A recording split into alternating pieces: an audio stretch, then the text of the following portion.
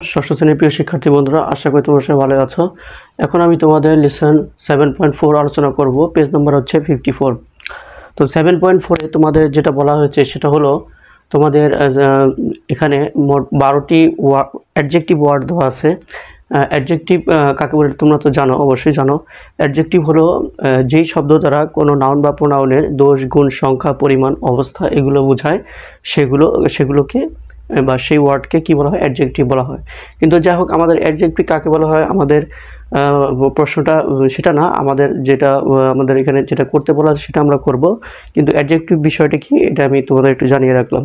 তো যাই হোক, এখানে মোট 12টি ওয়ার্ড আছে। আমাদের কাজ হলো এই 12টি যে অ্যাডজেক্টিভ ওয়ার্ড আছে সেগুলোর অর্থ লিখতে হবে এবং প্রত্যেকটা অ্যাডজেক্টিভ ওয়ার্ড দিয়ে আমাদের সেন্টেন্স তৈরি করতে হবে, ঠিক আছে? তো দেখো, প্রথম যে অ্যাডজেক্টিভ ওয়ার্ড সেটা হচ্ছে গ্লোমি। গ্লোমি মানে হচ্ছে অন্ধকার, অথবা তুমি নিষ্প্রভ মানে আলো নেই বা অন্ধকার, এরকম অর্থ বোঝায়, ঠিক আছে? তো গ্লোমির যে ইংরেজি প্রতি যে শব্দ, মানে একই রকম যে শব্দ, সেটা হচ্ছে ডাল। গ্লোমি অর্থ অন্ধকার বা নিষ্প্রভ, ডাল অর্থ অন্ধকার বা নিষ্প্রভ, ঠিক আছে? তো আমরা একটি সেন্টেন্স তৈরি করতে পারি, সেন্টেন্স বা বাক্য গ্লোমি দিয়ে। The weather looks gloomy today, ঠিক আছে? দ্য ওয়েদার মানে আবহাওয়া, লুকস দেখাচ্ছে, গ্লোমি অন্ধকার, টুডে মানে আজকের আবহাওয়া অন্ধকার দেখাচ্ছে। নাম্বার 2 দেখো, মাডি। মাডি মানে হচ্ছে কাদাময়, ঠিক আছে? তো যাই হোক, মাডির যে ইংরেজি আরেকটি প্রতিশব্দ মানে একই রকম যে শব্দ সেটা হচ্ছে পেস্টি।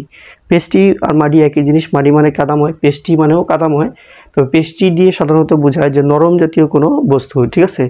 মানে পানির মতো তরলও না, আবার বরফ বা লোহার মতো শক্তও না, মাঝামাঝি, অর্থাৎ নরম জাতীয় কোনো বস্তু, সেটাকে বলা হয় পেস্টি। আর মাডি এগুলো একই রকম। মাডি বলতে কাদাময়, পেস্টি বলতে কাদাময় বোঝায়, ঠিক আছে?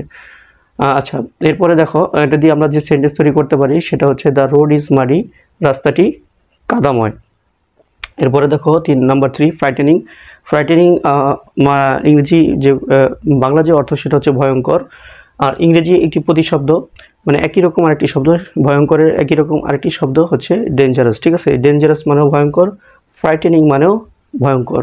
তো আমরা একটি সেন্টেন্স তৈরি করতে পারি, দ্য টাইগার ইজ ফ্রাইটেনিং, অর্থাৎ বাঘ ভয়ঙ্কর, ঠিক আছে? এরপরে দেখো নাম্বার 4, স্কেয়ার্ড। স্কেয়ার্ড মানে হচ্ছে ভীত বা ভয় পাওয়া, ঠিক আছে? অ্যাফ্রাইড মানেও ভীত বা ভয় পাওয়া। আমরা একটি শব্দ তৈরি করতে পারি, ডোন্ট বি স্কেয়ার্ড, অর্থাৎ ভয় পেও না অথবা ভীত হয়েও না, অথবা এখানে এটি বোঝাচ্ছে ভয় পেও না বা ভীত হয়েও না, ঠিক আছে?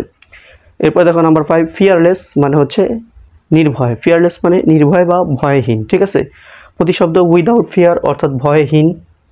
হ্যাঁ, ফিয়ারলেস ভয়হীন, উইদাউট ফিয়ার মানে ভয় ছাড়া বা ভয়হীন, ঠিক আছে?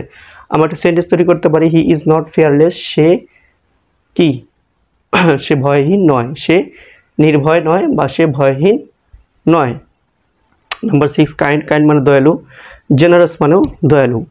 সেন্টেন্স তৈরি করতে পারি, উই শুড বি কাইন্ড, আমাদের দয়ালু হওয়া উচিত। এরপরে নাম্বার 7 হচ্ছে ফ্রেন্ডলি। ফ্রেন্ডলি মানে হচ্ছে বন্ধুভাবাপন্ন বা বন্ধুত্ব, এটা তোমরা জানো। ফ্রেন্ডলির যে প্রতিশব্দ সেটা হচ্ছে ওয়েলকামিং। ফ্রেন্ডলি মানেও বন্ধুভাবাপন্ন এবং ওয়েলকামিং মানেও হচ্ছে বন্ধুভাবাপন্ন। তো আমরা ফ্রেন্ডলি দিয়ে একটি সেন্টেন্স তৈরি করতে পারি, যেমন cricket is a friendly game. Cricket হচ্ছে একটি বন্ধুভাবাপন্ন একটি খেলা, ঠিক আছে? এরপর নাম্বার 8, পাঞ্চুয়াল। পাঞ্চুয়াল মানে হচ্ছে সময়নিষ্ঠ বা নিয়মিত। আর পাঞ্চুয়ালের একই রকম যে শব্দ সেটা হচ্ছে টাইমলি। টাইমলি মানেও সময়নিষ্ঠ, পাঞ্চুয়াল মানেও সময়নিষ্ঠ। তো আমরা লিখতে পারি sentence, the punctual are successful, অর্থাৎ যারা সময়নিষ্ঠ তারা সবসময় কি হয়? সফল হয়। দ্য পাঞ্চুয়াল আর সাকসেসফুল, সময়নিষ্ঠরাই হয় সফল।